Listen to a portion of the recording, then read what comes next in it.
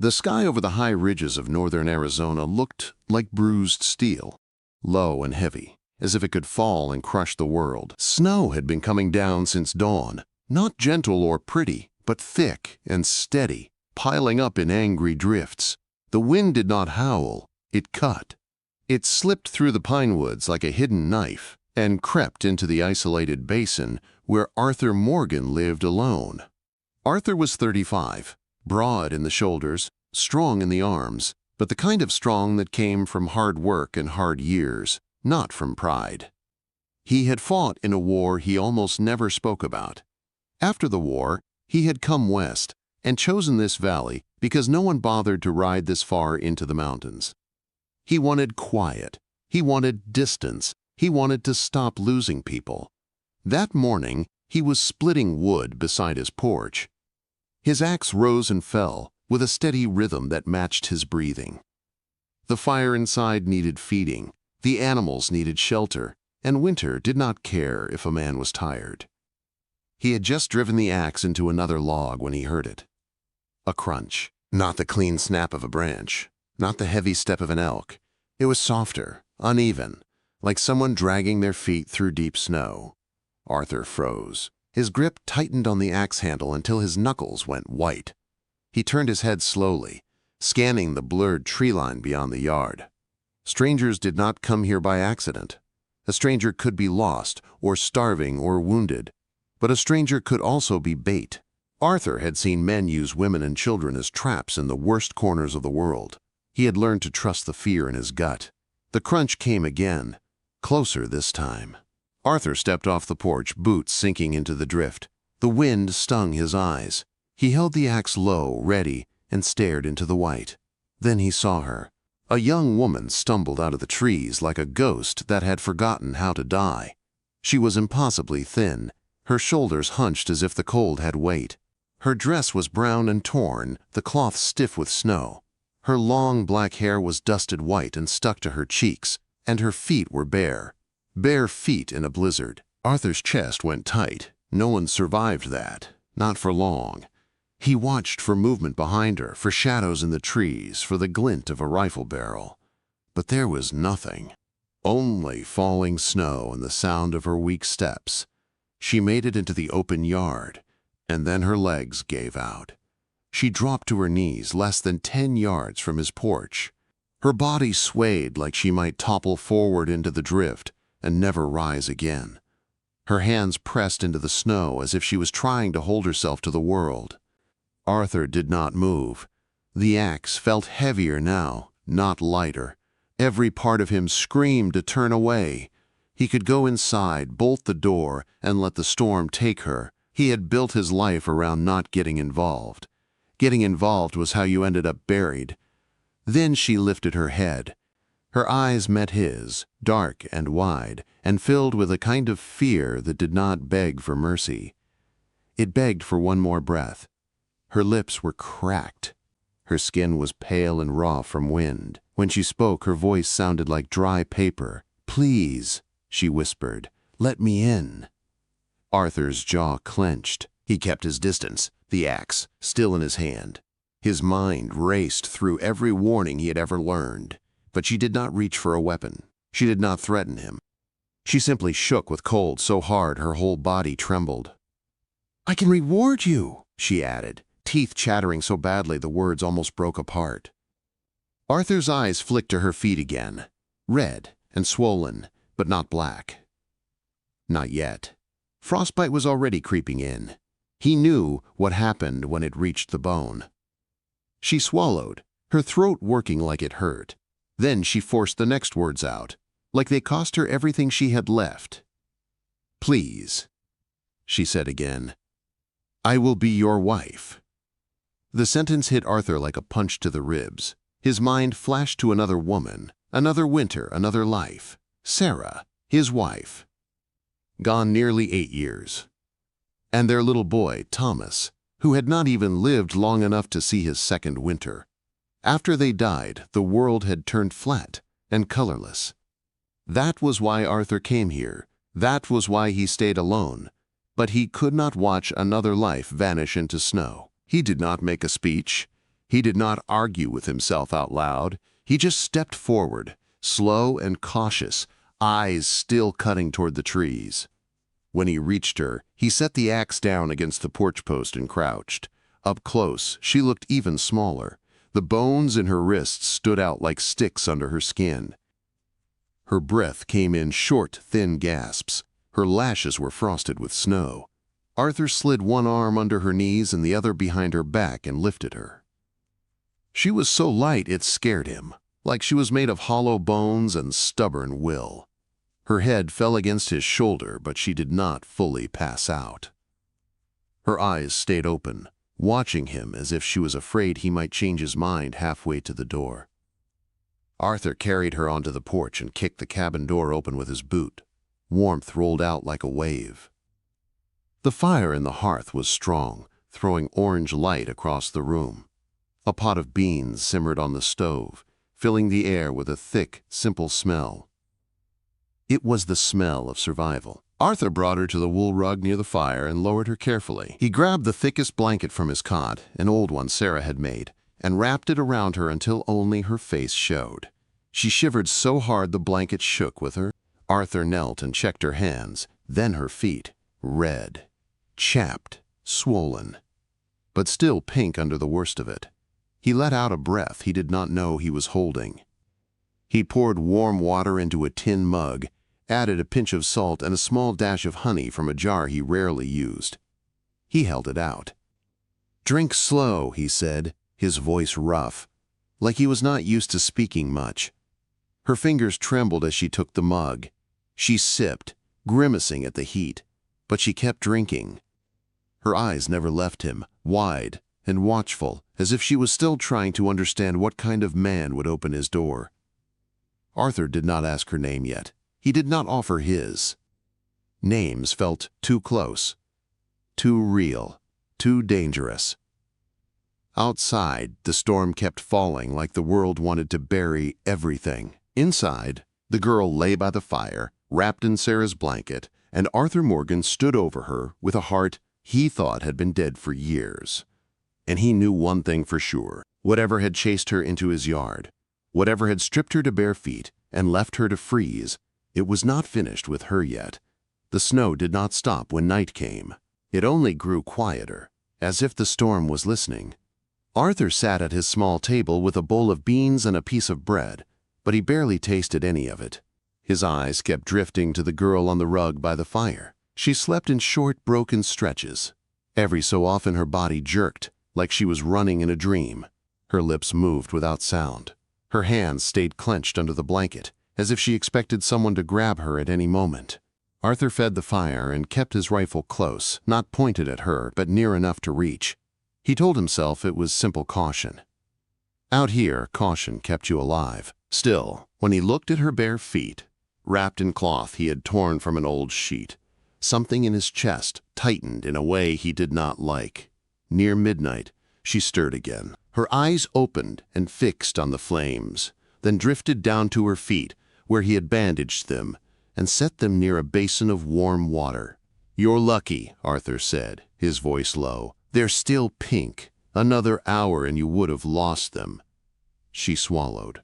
Her throat looked dry, like it hurt to speak. "I walked," she whispered. 2 days. Arthur frowned. 2 days with no boots. She gave a small shake of her head. "Taken."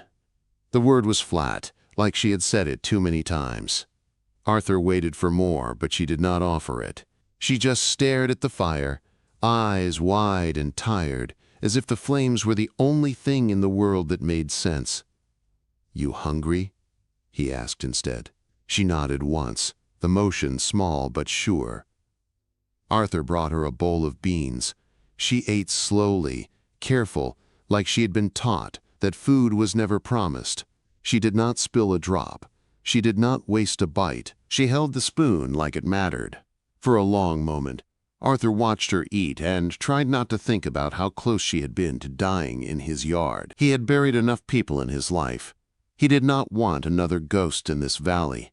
"What's your name?" he asked finally. She looked up at him, as if deciding if it was safe. "My," she said. Arthur nodded. "I'm Arthur." Her eyes stayed on him a second longer than they needed to. Not soft, not grateful. Just searching, like she was trying to see what kind of danger lived behind his face.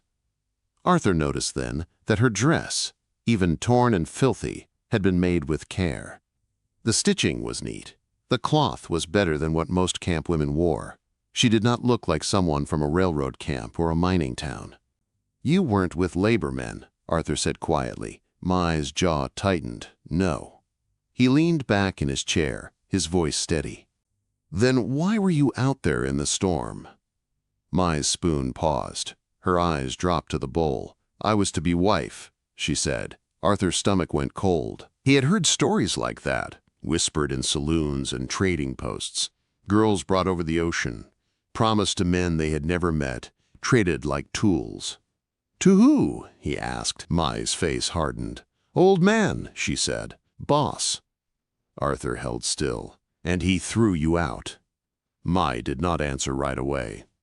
Her eyes flicked to the door, then back to the fire, like she was remembering a place she never wanted to see again. "He said I bad," she whispered. "Barren, bad omen." The words hung in the cabin like ice. Arthur felt anger rise, hot and sharp, not the kind that made him reckless, but the kind that made his hands want to close into fists. "Superstition," he muttered. Mai's shoulders lifted in a small, helpless shrug. "He said it. Others believe." Arthur stared at her, a young woman, alone, cast into a blizzard because an old man wanted someone to blame for his own failure. Arthur had seen cruelty in war, but this was a different kind. Quiet and lazy, a cruelty that did not even need a weapon. "You can stay here," Arthur said. Mai looked at him fast, her eyes sharp. "Why?" Quote. Arthur hesitated. He did not like explaining himself. He did not like opening doors inside his chest. But he forced the words out anyway. "Because you were dying," he said, "and I don't let people die in my yard." Mai stared at him, as if waiting for him to change his mind. When he did not, she gave one slow nod. Arthur stood and pointed to the corner near the stove. "There's a spare cot. You sleep there tonight." Mai's gaze moved toward it, then back to him. "You alone," she said softly. Arthur's throat tightened. "Been that way a long time." "How long?" 8 years, he answered. Mai did not ask what happened. She did not push. She only nodded again, as if she understood silence and loss better than most. The night dragged on. The wind rattled the window panes. The cabin creaked with the weight of snow piling on the roof. Arthur sat in his chair long after Mai had laid down. He listened to her breathing, slow and fragile. He listened to the storm outside, endless and patient. By morning, the yard was buried under fresh drifts. Arthur woke before dawn, pulled on his coat, and stepped outside to shovel a path to the barn. The air was so cold it burned his lungs. He worked with his head down, sweat freezing at his collar. He fed his 2 cows and checked the latch on the chicken coop. The animals looked at him with calm, dull eyes, unaware of how close death had come to his door the day before. When he returned to the cabin, he expected to find Mai still asleep. Instead, she was standing by the stove, one hand gripping the table for balance while the other held the ladle. She was trying to serve herself beans from the pot. Her legs trembled. Arthur's brow darkened. "You should have waited." Mai lifted her chin. Her voice was still rough, but there was strength in it. "I, not helpless."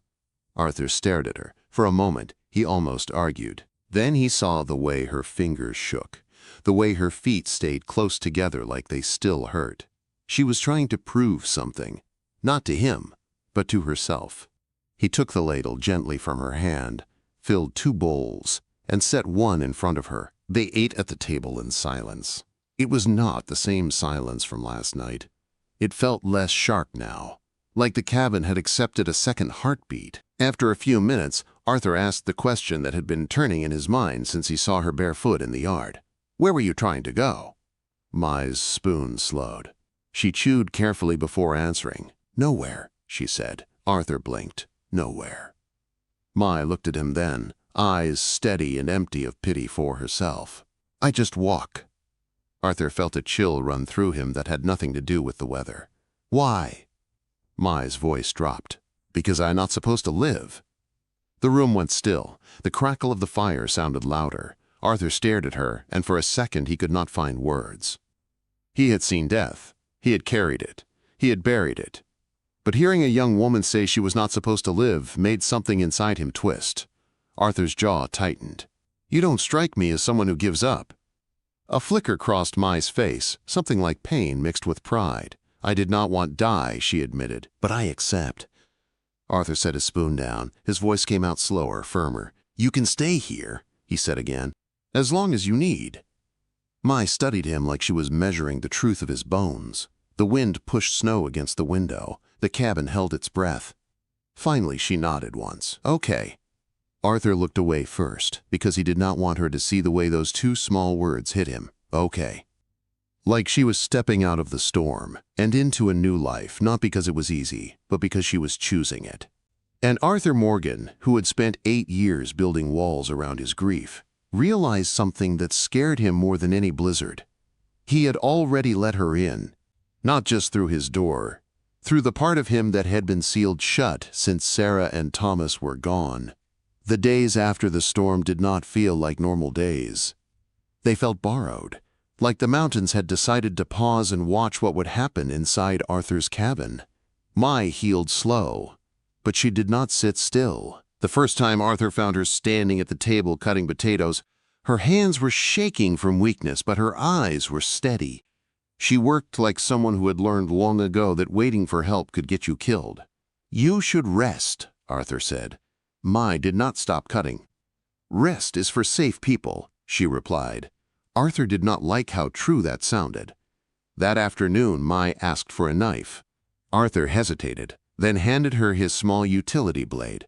He stayed near the door, pretending to fix a strap, but watching her from the corner of his eye. "My hair," she said quietly. "It holds too much." Arthur understood without asking. Sometimes the past clung to a person like mud. Sometimes you had to cut it off to breathe again. He gave her privacy. When he came back later, he saw the long black braid lying near the coals like a dead rope.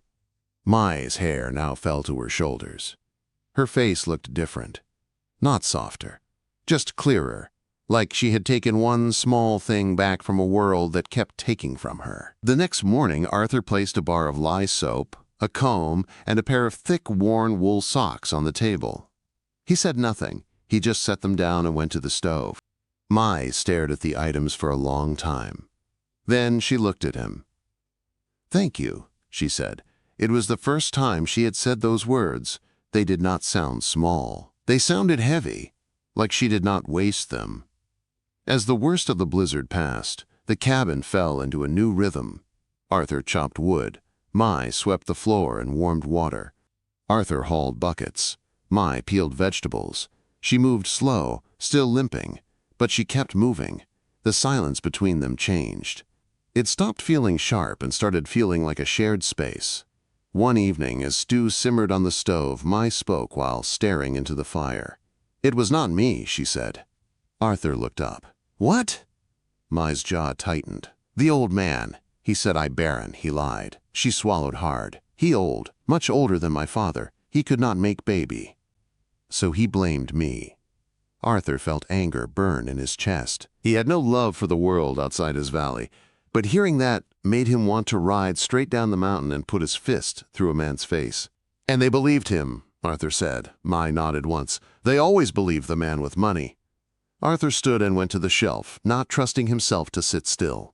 He pulled down a tin cup and poured more water. His hands were steady, but his voice came out rough. "You didn't deserve that." Mai did not answer. She just stared at the fire like she was watching something burn that could never be fixed. Later that night, when Arthur laid out her cot near the stove, Mai paused before lying down. "You lost family," she said softly. Arthur's throat tightened. "Yes." Mai did not ask more. She only nodded. "Then you understand," she said, and lay down. Arthur sat awake a long time after the fire dimmed. He tried to tell himself this was temporary. When the snow broke, she would go. She would find a town, a job, something. He would go back to his quiet life. But every time he pictured her walking away, he saw her barefoot in the yard again, knees in the snow, eyes begging for one more breath, and he knew he was lying to himself. A week later, the wind softened. The snow still covered everything, but it started to feel less deadly. One morning, Arthur climbed into the barn loft and dragged down a pile of old lumber. He carried it outside and stacked it near the cabin wall. Mai stood on the porch watching him. "What is that?" Arthur wiped sweat from his brow. "Boards." "For what?" "A room," he said. "A small one, off the side. So you got space." Mai stared at him like she did not know how to hold the offer. "You mean it," she said. Arthur's eyes narrowed. "I don't say things I don't mean." Mai stepped down carefully into the snow, her limp still there but less. "Then let me help." Arthur hesitated. He did not like seeing her strain, but he also understood what she was asking. Not work. Dignity. He handed her a hammer. They worked side by side, setting posts, measuring boards, tapping nails into frozen wood. Mai learned fast. When her foot hurt, she clenched her teeth and kept going. Arthur found himself watching her hands, how sure they were, how clean her movements looked even when she was tired. That evening, Arthur opened a cabinet he rarely touched. Inside was a coat wrapped in cloth. Sarah's coat, wool-lined, patched at the elbow, still smelling faintly of smoke and time. He carried it to the table and set it near Mai. Mai touched it gently. "Whose?" "My wife's," Arthur said quietly. Mai looked up. "She would want you keep it." Arthur shook his head once. "She'd want someone warm." Mai pulled it on slowly. It hung loose on her small frame, but it fit where it mattered. Warmth, shelter. "Thank you," Mai said again, and this time her voice was thick, like the words were fighting tears.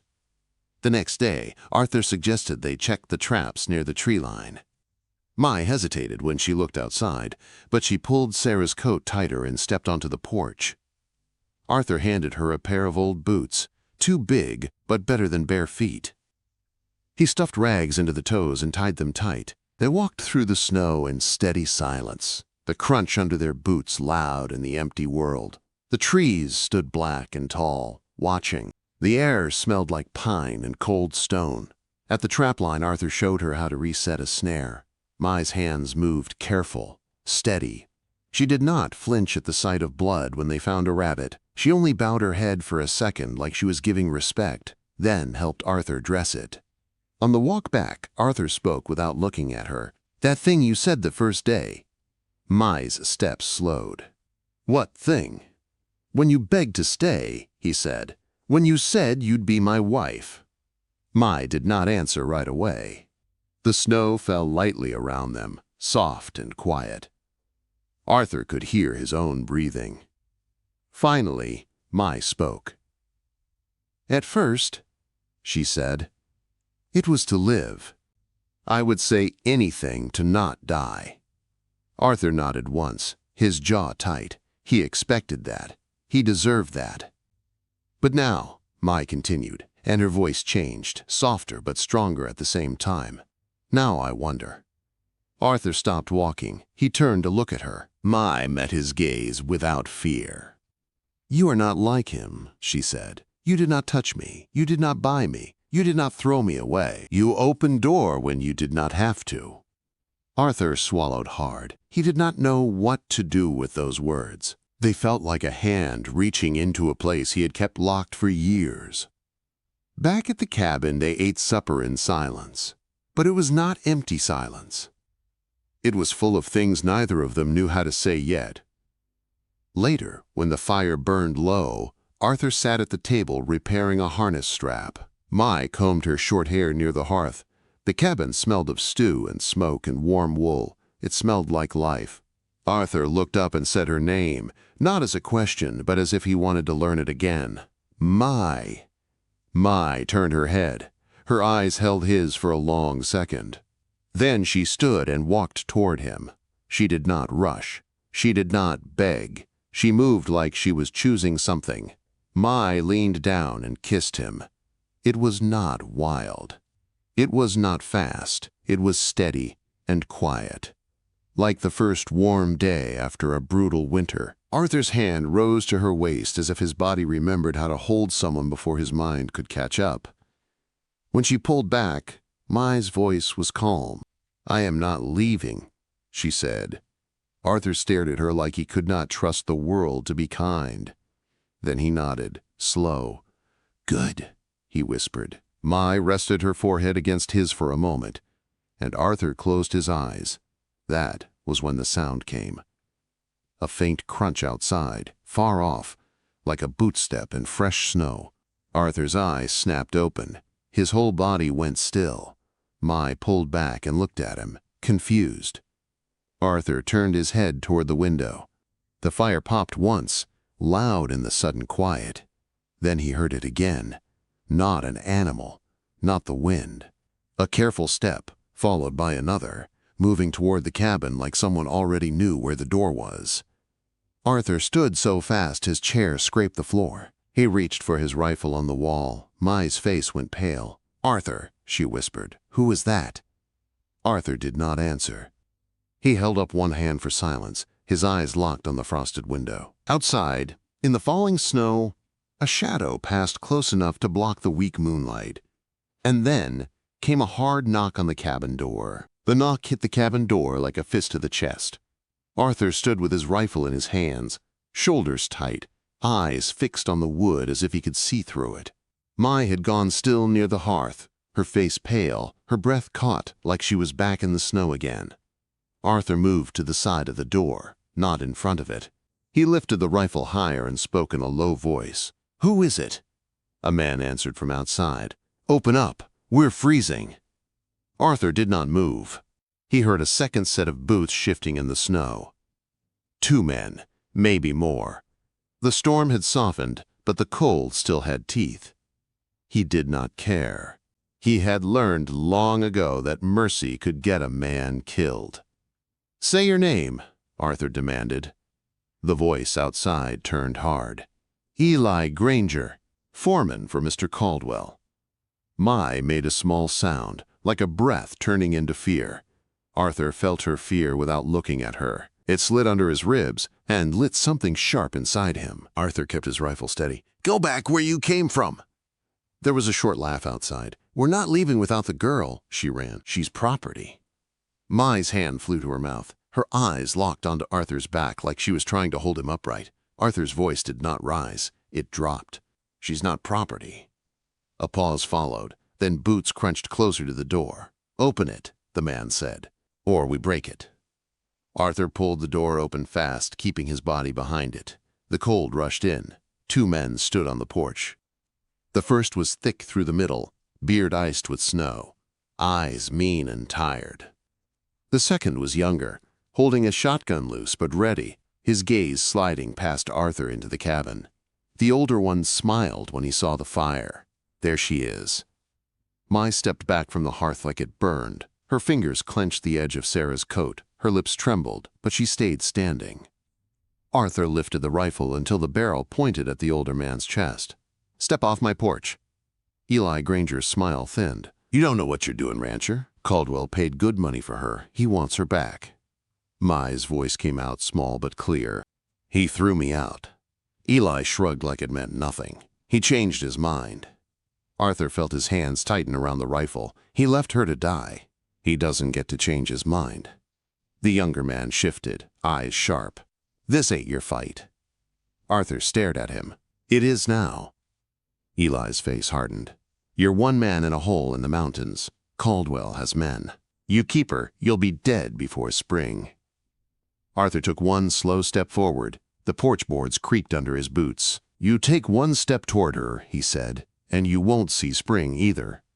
For a long moment, no one moved. Snow fell between them, soft as ash. The only sound was the fire behind Arthur and Mai's breathing, tight and scared. Then Eli's eyes narrowed. "You planning to marry her?" he sneered. A Chinese girl? Out here? You think that makes you noble? Arthur's voice turned colder than the wind. It makes me human. Eli spit into the snow. Caldwell won't stop. Arthur did not blink. Then he can come himself. The younger man raised his shotgun a fraction.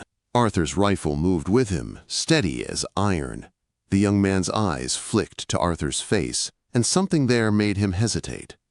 Not fear of a gun, fear of a man who had already decided. Eli lifted his hands slowly, backing down the porch step.